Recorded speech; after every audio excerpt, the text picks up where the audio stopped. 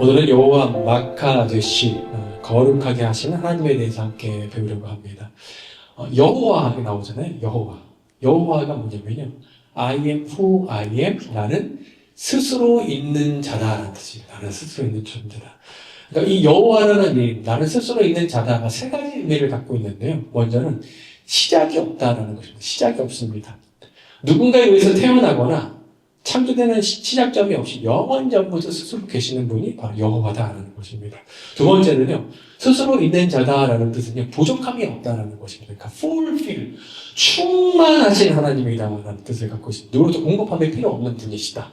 세 번째, 스스로 있는 자다라는 것은 소멸되지 않은 영원히 존재하는 영존하시는 분이시다. 그분 하나님이에요. 그래서 우리가 여호와라는 뜻입니다. 그리고 여호와 이름 뒤에 이제 그분의 성품을 나타내는 어떤 이름들이 붙는 것입니다. 우리 처음에 배웠던 여호와 로이, 목장이신 하나님, 지난 시간에 배웠던 여호와 니시, 승리케 하시는 하나님, 그리고 오늘 세 번째 시간으로 여호와 마카데시, 거룩하게 하시는 하나님에 대해서 함께 배우고자 합니다. 데살로니가전서 4장 3절인데요. 우리 함께 읽어보겠습니다. 시작. 하나님의 뜻은 이것이니 너희의 거룩함이라. 하나님이 우리에게 원하시는 하나님의 뜻이 있는데 그것이 무엇이냐? 바로 우리의 거룩함이다 라고 말씀하고 있어요. 거룩에는 세 가지 방향성이 있거든요. 그러니까 세 가지 방향성을 통해서 함께 배우려고 합니다. 그것은 하나님을 향한 방향성, 또 나를 향한 방향성, 그리고 세상을 향한 방향성입니다. 이 방향성을 중심으로 우리가 어떻게 해야 거룩해질 수 있고, 왜 하나님께서 우리에게 거룩함을 요구하시는지, 그리고 거룩함의 유익이 무엇인지 함께 배우도록 하겠습니다. 그 첫 번째는요, 하나님을 향한 방향성인데 그것은 하나님의 말씀과 기도로 우리가 거룩하여진다라는 것입니다. 예수님께서 이제 잡히시기 전에, 십자가에 못 박히시기 전에 마지막으로 제자들과 함께 기도하셨습니다. 잡히시기 전에 이제 마지막 기도인 걸 아신 예수님께서 마지막 기도이기 때문에 얼마나 중요한 말씀, 기도를 하셨겠어요. 어떤 기도를 하셨을까? 요한복음 17장 17절인데요. 우리 함께 읽어보겠습니다. 시작. 저희를 진리로 거룩하게 하옵소서. 아버지의 말씀은 진리이니이다. 유언과도 같은 이 마지막 기도에서 예수님은 제자들의 거룩함을 위해서 지금 기도하고 있는 거예요. 그리고 거룩해 주신 방법은 뭐냐? 바로 진리이신 하나님의 말씀을 우리가 거룩해 줄 수 있다라고 말씀합니다. 우리가 어떻게 거룩해 줄 수 있는가? 바로 진리이신 성경책, 하나님의 말씀으로 거룩해 줄 수 있습니다. 하나님의 생각과 뜻이 담겨져 있는 그 성경을 우리가 읽고 묵상하고 암송할 때 우리가 자연스럽게 하나님을 배우게 되고 하나님의 뜻을 알게 되고 하나님을 확신하게 되고 하나님의 뜻대로 살고 싶은 욕망이 생기면서 우리가 거룩해진다라는 것입니다. 링컨이라는 영화가 있는데요. 남북 전쟁 중 기간에 이제 노예 해방을 위해서 헌법 13조를 수정하는 의회에 통과시키는 과정을 담고 있는 것이었습니다. 그래서 링컨이 고뇌 가운데 정치력을 발휘해서 이제 극적으로 역사적인 대업을 성취하는 데 감동적인 모습을 담긴 그런 영화인데요. 이 영화 감독이 누구냐면요, 바로 주라기 공원, E.T., 조스, 라이언 일명 구하기, 인디애나 존스, 신드러 리스트의 아주 세계적인 영화를 만든 거장, 바로 스티븐 스필버그가 감독을 맡았습니다. 근데 링컨을 이제 스티븐 스필버그가 이 영화를 이제 구상하면서 이 링컨의 역을 처음부터 이제 다 생각해 놓은 사람이 있었습니다. 그것은 바로 데니얼 데이 루이스, 바로 이 사람인데요. 이 사람을 캐스팅하기 원했어요. 왜냐하면 이제 루이스는요, 자신이 맡은 역할을 굉장히 잘 분석해서 몰입하고 100%에 가깝게 이제 인물을 재현해놔서 타고난 배우로 유명했던 사람이었습니다. 그 스티븐 스필버그 감독이 그가 아니면 이 영화가 시작될 수 없다라고 확신을 해서 무려 8년 동안 구애를 합니다. 제발 이 영화 출연해라. 근데 8년 동안 계속 거절을 하는 거예요. 그 나중에 8년 만에 수락을 하면서 나에게 1년간 시간 달라. 내가 1년 동안 내가 이 링컨 캐릭터를 공부하고 싶다는 것입니다. 1년 동안 준비를 하는 거예요. 루이스가 이제 링컨의 일대기가 담긴 책들을 계속 보게 됩니다. 그 글을 닮아가기를 원합니다. 링컨이 어떻게 자랐는지, 누구를 만나면서 지냈는지, 어떤 생각을 하면서 살았는지, 그가 또 어떤 말들을 했는지, 그리고 그가 갖고 있었던, 이 배우가 갖고 있었던 영국식 발음이 있었거든요. 그것을 1년 동안 이제 다 고칩니다. 그래서 링컨처럼 말하기 위해서 링컨이 사용했던 일리노이, 인디애나, 그 켄터키 그 억양을 살리면서 이제 그 억양을 공부하기 시작을 하는 거예요. 그 사람들에게 텍스트 문자를 보낼 때도 자신의 이름 대신에 에브라함 링컨의 이름을 앞에 알파벳 A에서 A라고, 자신의 A라고 하면서 에브라함이라고 그러면서 문자를 보냅니다. 그리고 그에게 아주 링컨에게 깊숙이 빠져들어가기 시작을 하는 거예요. 그리고 결국 그가 링컨처럼 생각하게 됐고, 링컨처럼 말하고, 링컨처럼 행동하는 링컨이 있습니다. 딱 봐도 링컨이 됐죠. 그리고 영화 제작이 시작되었습니다. 그가 혼신의 연기를 통해서 완벽하게 링컨을 지어내냅니다. 그리고 루이스가 링컨 영화, 이 영화를 통해서 바로 세 번째 아카데미 주연상을 또 타게 됩니다. 그가 미치도록 닮고 싶었던 링컨을 생각하며 링컨으로 채우고 링컨을 닮아갔던 것처럼 우리가 하나님을 닮기 위해서요, 하나님의 말씀을 내 안에 채우고 읽고 할 때 거룩하신 하나님을 닮아갈 수 있습니다. 본문 레위기 20장 8절인데요. 우리 함께 읽어보겠습니다. 시작. 너희는 내 규례를 지켜 행하라. 나는 너희를 거룩하게 하는 여호와이다. 여기서 이제 지켜 행하다라는 게 히브리어로 샤마르인데, 이것은 이제 가시 울타리를 치다라는 뜻입니다. 가시 울타리를 치다. 하나님의 말씀으로 울타리를 치라는 것입니다. 다른 생각이 넘어오지 못하게 하나님의 말씀으로 가시 울타리를 쳐야 돼라고 말씀하는 것입니다. 사랑하는 여러분, 매일마다 매일 성경 잘 읽고 계신가요? 우리 자매님들 신약 성경 읽자마자 너무 좋은 결정하셨습니다. 혹시 시작하시다가 잠깐 멈추셨다면 여러분 기쁜 소식이 있습니다. 곧 구정이 오고 2025년 다시 시작하는 거예요. 이제 우리에게 세컨 찬스가 다시 주어지는 것입니다. 아직 새해가 밝지 않았습니다. 다음 주면 다시 구정이고 다시 새해입니다. 그렇기 때문에 우리가 다시 또 성경을 읽을 수, 다시 결심할 수 있습니다. 내가 다시 읽어야지. 하나님의 생각과 뜻으로 계획을 내가 다시 채워야겠다. 말씀으로 영적 가시 울타리를 채우시고 또 치우셔서 여러분 삶에 두르셔서 그 거룩한 말씀으로 여러분을 콕 지킬 수 있기를 소망합니다. 디모데전서 4장 5절인데요. 우리 함께 읽겠습니다. 시작. 하나님의 말씀과 기도로 거룩하여 진다. 하나님의 말씀과 플러스 뭘 얘기냐? 기도로 거룩하여 진다라고 말씀합니다. 이것이 제가 신앙생활을 계속해서 해오면서 다시 이 말씀을 읽으니까 진짜 맞다라는 생각이 들었습니다. 하나님의 말씀과 기도를 빼고요, 영적으로 성장할 수도 없고요, 내가 거룩해질 수도 없습니다. 결코 없습니다. 우리가 거룩을 생각하면 여러분 어떤 모습이 가장 먼저 떠오르세요? 성대 결절 하신 분의 어떤 목사님의 걸걸한 할렐루야 이런 혹시 목소리라든지 아니면 이렇게 정장 차림에 성경책을 딱 끼고 예배당에 오시는 그런 모습들을 거룩이라고 혹시 생각하시나요? 진짜 성경에서 말하는 거룩은 뭘까? 구약 성경에서 성매매하는 여성을 가리켜서 히브리어로 이렇게 카데사. 근데 이것이 거룩을 뜻하는 카데시에서 나온 말이에요. 어떻게 성매매 여성과 거룩은 전혀 다른 말인 것 같은데, 상반된 단어인 것 같은데 어떻게 그 두 개가 연결될까? 거룩의 히브리어로요, 카데시인데 이것은 어디로부터 분리되었다 말입니다. 분리되었다. 그러니까 하나님으로부터 분리되면 죄이고, 죄로부터 분리되면 바로 거룩이라는 것입니다. 거룩은 분리되는 것입니다. 탁하게 오염된 세상의 문화와 생각과 염려 속에서요, 말씀과 기도를 통해서 그것으로부터 우리가 분리되는 것입니다. 그리고 하나님과 깊은 관계로 들어가는 것, 이 관계가 바로 거룩입니다. 하나님과 깊은 관계로 들어가는 것, 어떤 외형적인 모습이 아니라 하나님과 깊은 관계로 들어가는 게 거룩입니다. 기도에 대해서 20세기 최고의 설교자였던 마틴 루터 존스 목사님께서 이렇게 말씀하셨어요. 참된 기도는 하나님을 붙잡는 것이며 그분을 떠나보내지 않는 것입니다. 하루에 한 번이라도요, 우리가 하나님, 주님 부르지 않고 산다면 결코 우리가 하나님 붙잡고 살 수 없습니다. 불가능합니다.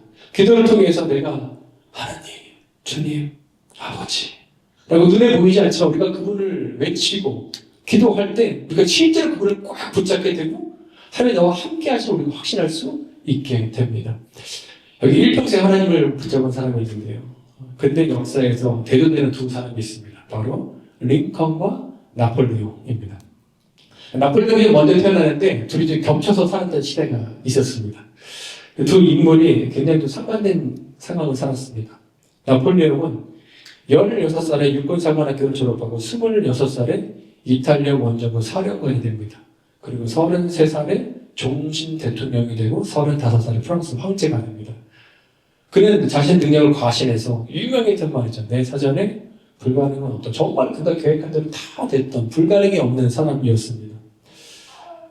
근데 러시아 원정에서 그가 실패하고 파리까지 적에게 내준 뒤 결국 세인트 헬리나 섬에서 귀환살이 하다가 결국 죽게 됩니다. 반면에 링컨은 자신의 확신이 있었거든요. 주변에 훌륭한 참모들도 있었습니다. 그래서 그는 늘 이렇게 얘기했어요. 나는 기도 외에 달리 의지할 것이 없다는 확신으로 인해 여러 번 무릎을 꿇고 하나님께 기도한다. 나 자신의 확신과 주변 사람들의 확신만 가지고는 하루를 살아가기에 부족하기 때문이다 라고 말했습니다. 그래서 그는 늘 하나님을 의지하면서 기도하게 했었습니다. 링컨이 기도할 때는 언제나 이제 막상 눈앞에 흰 수건을 걸어놨다고 그래요. 그럼 참모들이 흰 수건에 걸려있으면 지금 링컨 대통령이 지금 기도하는 시간이구나 라고 해서 아무리 급한 일이 있어도 절대 막상으로 들어가지 않고 밖에서 기다렸다 라고 합니다.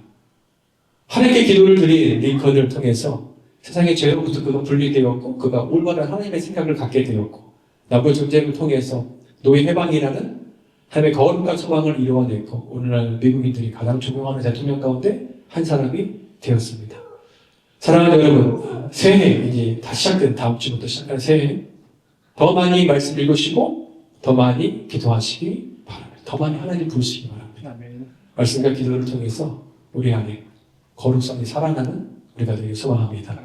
두 번째 이제 방향성인데 첫 번째 하나님이랑 두 번째는 나를 향한 나 자신을 향한 방향성입니다. 그것은 바로 우리가 깨끗한 그릇이 되어야 한다라는 것입니다. 오늘 본문 내용기는요, 이스라엘 백성들이 애굽에서 탈출하잖아요. 애굽을 탈출한 출애굽한 이후에 광야에서 하나님께서 하신 말씀입니다. 광야에서 주셨기 때문에 하나님께서 사실 하실 말씀들, 염려들이 많이 있었습니다. 야, 광야가 얼마나 무섭고 거칠고 험한지 몰라. 그러니까 너희들 뭐 잘 참아야 되라든지, 아니면 잘 인내해야 되라든지, 아니, 니네 침착해야 된다? 니는 지혜롭게 잘 행동해야 된다. 여러 가지 말씀을 하실 수 있는데 그 광야에서, 거친 광야에서 하나님께서 백성들에게 뭘 말씀하시냐, 마치 논리적 연결이 되지 않는 듯한 말씀을 하시는 거예요. 그것은 바로 너희가 거룩해야 돼 라고 말씀하시는 거예요. 여호와 마카 대신 너희는 거룩해야 된다 라고 말씀하시는 것입니다. 시작을 넘어왔는데 똑같은 상황이 있는 거예요. 베드로전서 1장 15절인데요. 그렇게 읽겠습니다. 시작. 오직 너희를 부르신 거룩하신 이처럼 너희를 모든 지체에서 거룩한 자가 되라. 베드로전서는 베드로가 쓴 편지입니다. 그리고 베드로전서를 처음 읽는 1차 독자는 수신자는 누구냐? 바로 로마의 네로 황제로부터 모든 아주 거친 비판, 힘든 고난을 겪고 있는 그리스도인들이었어요. 그러니까 그리스도 이 편지를 읽는 사람들 마음 상태가 되게 심란한 거예요. 너무 어렵고 힘든 그런 상황입니다. 근데 여기서 지금 뭘 얘기하느냐? 거룩을 좀 얘기하고 있는 거예요. 우리는 거룩을 생각하면요, 뭔가 좀 평온하고, 그래서 좀 여유도 좀 있고, 내 자신이 좀 나태해졌다고 느껴집니다. 마치 내가 다이어트 운동을 하듯이, 이제 좀 거룩이라는 걸 한번 해볼까? 하나님 좀 관심을 한번 좀 가져볼까? 라고 생각을 하는데, 베드로는 지금 현실적으로 삶이 너무나 힘들고, 고통스럽고, 신나는 마음을 갖고 있고, 현실에서 지금 복음부터 하고 있는 성도들에게 지금 거룩을 얘기하면 너희가 좀 거룩해야 한다라고 말하고 있는 것입니다. 근데 그 이유가 뭐냐? 거룩이 고난을 이기는 힘이기 때문입니다. 거룩이 고난을 뚫고 나가는 힘이 되기 때문이에요. 거룩은요, 하나님과의 깊은 관계 안으로 들어가는 것입니다. 그 열쇠입니다. 그래서 아무것도 없는 광야에서요, 의지할 게 하나님밖에 없잖아요. 하나님의 더 깊은 관계로 들어가야 되기 때문에 거룩을 말씀하시는 거예요. 로마 황제 네로로부터 핍박과 힘든 고난 속에서 의지할 게 없고 하나님만 의지해야 되기 때문에 하나님과 더 깊은 관계로 들어가야 되기 위해서 거룩을 지금 얘기하고 있는 것입니다. 디모데후서 2장 20절부터 21절 이렇게 읽겠습니다. 시작. 큰 집에는 큰 그릇, 그릇뿐 아니라 나무 그릇과 질그릇도 있어 귀하게 쓰는 것도 있고 천하게 쓰는 것도 있나니 그러므로 누구든지 이곳에서 자기를 깨끗하게 하면 귀히 쓰는 그릇이 되어 거룩하고 주님의 쓰심에 합당하여 모든 선한 일에 준비함이 되리라. 큰 집이 있었습니다. 많은 그릇이 있었습니다. 금그릇, 은그릇, 나무그릇, 질그릇, 아주 다양한 그릇들이 있는 거예요. 어떤 그릇이 귀하게 쓰이는 그릇일까? 그리고 어떤 그릇이 천하게 쓰이는 그릇일까? 그리고 하나님께서는 어떤 그릇을 귀하게 쓰실까라고 물었습니다. 대부분의 사람들은 근거시오라고 이제 대답을 하는 거예요. 그러나 하나님은 디모데를 통해서 그릇의 재질에 따라서 하나님께서 쓰시는 게 아니야 라고 말씀하시는 거예요. 그릇의 재질에 따라서 쓰심이 결정되는 것도 아니야 라고 지금 말씀하시는 거예요. 아무리 근그릇, 은그릇이라도 더러운 거 하나님의 손에 가지 않는 거야. 하나님 쓰시지 않으셔. 하나님께서는 깨끗한 그릇을 가까이 하고 귀하게 쓰신다라고 말씀하십니다. 예전에 한국에서 이제 금수저, 은수저 이제 그런 말이 있었잖아요. 근데 누군가가 이제 흙수저, 동수저, 은수저, 금수저 이렇게 분류했더라고요. 흙수저는 내가 부모님을 책임져야 할 경우에, 동수저는 부모가 나를 취업 전까지 뒷바라지 해줄 때, 은수저는 부모가 내 인생을 책임져 줄 때, 금수저는 부모가 내 손녀, 손자까지 책임져 줄 때 금수저다. 흙수저는 동수저를 부러워하고, 동수저는 은수저를 부러워하고, 은수저는 금수저를 부러워하는 거죠. 그러나 오늘 주님은 뭐라고 말씀하시느냐? 하나님께서 귀하게 쓰시는 수저는 깨끗한 수저라고 말씀하는 거예요. 내 인생이 금수저 물고 태어나지 않아도 그래서 동수저나 수저 같은 인생이고 앞에서 당겨주지 않고 뒤에서 밀어주는 사람이 없다 할지라도 그래서 내 인생이 남들보다도 더디게 간다라고 느껴질지라도 우리가 하나님의 말씀에 의지해서 목표를 거룩함에 두고 깨끗한 수저가 되는 것을 정할 때 fulfill, 충만하신 그 하나님께서 나의 부모가 되어주셔서 그분이 나의 인생을 귀하게 쓰신다라고 말씀합니다. 하나님께서 내 인생을 그냥 쓰시는 게 아니라 귀하게 쓰시면 얼마나 좋은 일이 있는가. 귀하게 쓰신다. 내 환경이 출애굽하는 이스라엘 백성들처럼 광야에 있다 할지라도 내 환경이 신약 성도들처럼 핍박으로 힘든 고난 가운데 있을 때 하나님께서 거룩을 말씀하신 것처럼 우리가 환경 바라보는 것이 아니라 거룩함을 갈망한다면 하나님과 더욱더 친밀한 관계로 들어감을 통해서 우리가 그분께 귀하게 쓰임받을 줄로 믿습니다. 아멘.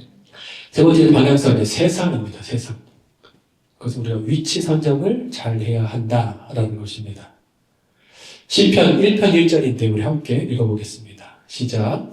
복이된 사람은 악인들의 꾀를 따르지 아니하며 죄인들의 길에 서지 아니하며 오만한 자들의 자리에 앉지 아니하고.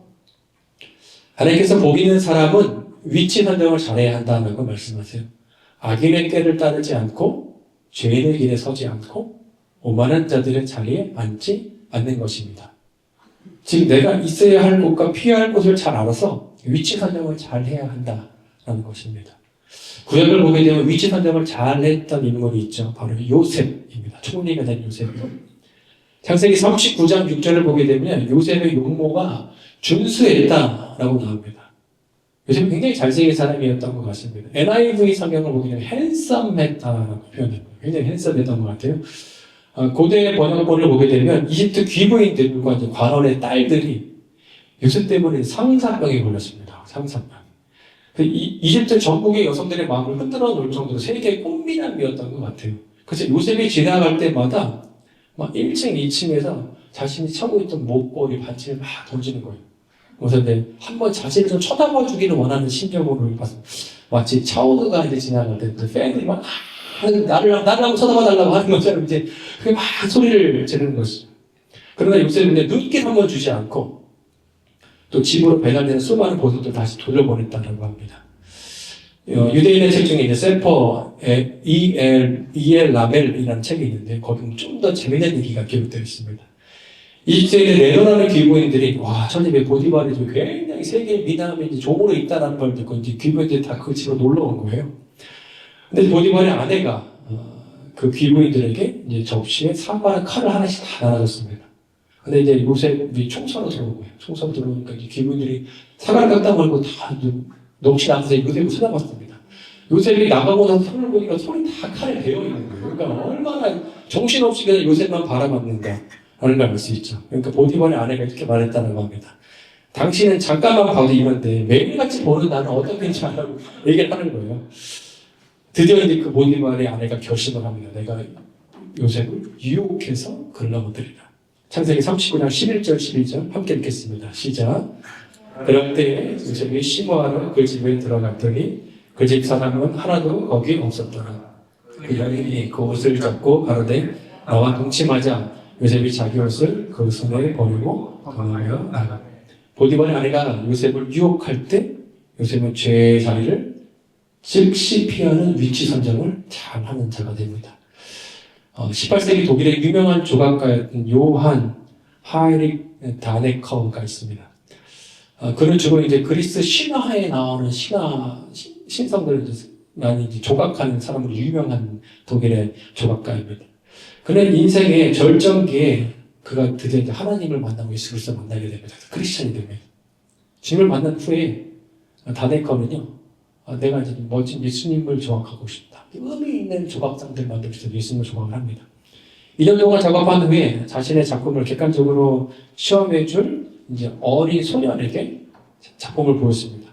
근데 이 소년이 자기가 조각한 작품이 예수님인 줄 모르는 거예요. 내가 진짜 잘못 조각했구나. 다시 혼심을 내서 6년에 걸쳐서 다시 새로운 작품을 만듭니다. 다시 그 소년에게 보여주니까 소년이 예수님이네요 라고 한 번에 알아보는 거예요. 내가 잘 조각했다. 그래서 그가 이제 그때쯤 나폴레옹 황제로부터 루브르 박물관의 비너스 상을 이제 조각해달라는 그런 부탁을 받게 됩니다. 근데 다네커가 이런 유명한 말을 남깁니다. 나의 주님, 그리스도의 상을 조각한 내가 이 손으로 내가 이제 더 이상 이반심상을 조각하면서 내 손을 더 높일 수 없다라고 얘기하는 거예요. 그리스도에서 내가 지금 무엇을 하지 말아야 되고 무엇을 해야 되는지 정확히 위치 선정을 잘 아는 사람이었습니다. 사랑하는 여러분, 우리가 예수님을 이제 믿기로 결정하고 예수님은 나의 주님이다. 내가 하나님의 자녀입니다. 라고 그렇게 고백하는 순간 이제 이 손은 더 이상 내 손이 아닙니다. 우리의 입술은, 우리의 귀는, 우리의 눈은 더 이상 내 것이 아닙니다. 하나님의 것입니다. 2025년 올해 위치 선정을 잘 하셔서 내가 말하지 말아야 할 것, 내가 보지 말아야 할 것, 내가 가지 말아야 할 것, 내가 듣지 말아야 할 것을 명확히 잘 분별할 수 있는 우리가 되기를 소망합니다. 설교 결론을 맺겠습니다. 지난 1년 동안 한번 돌이켜보십시오. 2024년 1년 동안 얼마만큼 영적 진보가 있었는가? 2025년 구정쯤에 우리가 다시 한번 새롭게 결단하면서 다시 한번 거룩해지기를 소망합니다. 하나님을 향해서는 하나님의 말씀과 기도를 통해서 내가 거룩하겠습니다. 말씀을 읽고 내가 하루에 한 번이라도 내가 하나님, 주님 외치면서 기도하겠습니다. 나를 향해서는 주님 깨끗한 그릇을 사용한다는 거죠. 내 마음이 주님으로 깨끗해질 수 있도록, 정결해질 수 있도록 깨끗한 그릇이 되길 바랍니다. 세상을 향해서는 지금 내가 가는 곳곳마다 위치 선정을 잘해서 나의 눈, 나의 입, 나의 귀, 나의 손, 나의 발, 하나님의 영광을 위해서 살아가기 원합니다. 비록 내가 오늘도 결단한다 할지라도 또 무너질 수 있는 연약함이 내 안에 있습니다. 그렇지만 내가 포기하지 않고 또 회개하며 다시 하나님 앞에 나아갈 때 하나님께서 끝내 우리 안에 착한 일을 이루시면서 그분께서 결국 거룩을 이루어 가실 것입니다. 우리는 순종만 하면 됩니다. 순종하면 하나님께서 이루어 가십니다. 거룩한 2025년 하나님과 깊은 관계로 들어갈 수 있는 저와 우리 모두가 되기를 소망합니다.